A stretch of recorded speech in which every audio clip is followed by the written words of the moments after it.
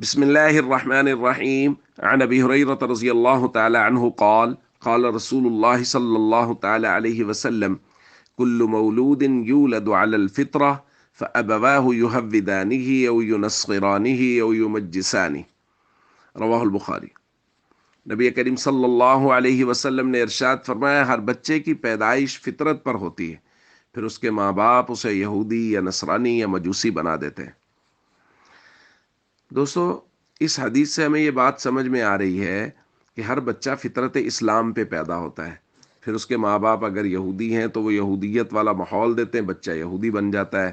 نصرانی ہے، وہ نصرانیت والا ماحول دیتے ہیں، بچہ نصرانی بن جاتا ہے۔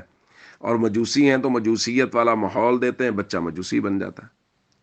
اب ہمیں یہ دیکھنا ہے کہ ہم اپنے گھروں میں اپنے بچوں کو کیا ماحول دے رہے ہیں۔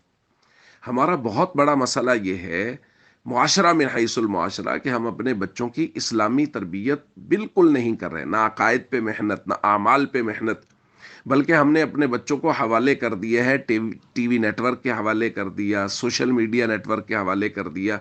اب ہمارے بچے وہاں سے تربیت پا رہے ہیں۔ جب بچے وہاں سے تربیت پائیں گے تو بھائی وہاں تو خالص لادینیت کی محنت ہو رہی ہے، یہودیت عیسائیت سے تو بہت اوپر کی بات ہو گئی، لادینیت کی محنت ہو رہی ہے، اور ہمارے بچے اسی محنت میں پروان چڑھ رہے ہیں، اور ہم نے خود ان کو ان کے سپرد کر دیا ہوا ہے۔ ہمارے بچوں کی تربیت ہماری بجائے وہ سوشل میڈیا نیٹ ورک کر رہے ہیں، وہ سائٹس کر رہی ہیں، اور وہ ٹی وی نیٹ ورک کر رہے ہیں۔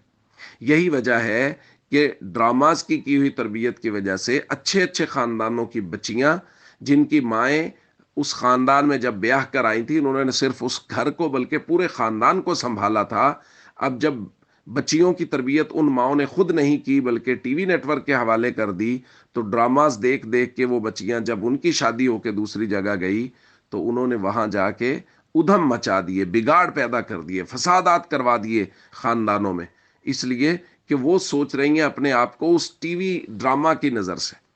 اس لیے بھائی اپنے بچوں کی تربیت خود کریں، ان کو عقائد سکھائیں، ان کو اعمال سکھائیں، ان کو احکام سکھائیں، تاکہ ہماری آنے والی نسل وہ اسلام پر کھڑی رہے۔ خدا نخواستہ ہمارے ٹی وی ڈراماز کی وجہ سے، ہمارے سوشل میڈیا نیٹ ورک کی وجہ سے ہمارے بچے اگر اسی کے حوالے رہے تو ہمارے بچے اسلام سے بیگانہ نہ ہو جائیں۔ السلام علیکم ورحمۃ اللہ وبرکاتہ۔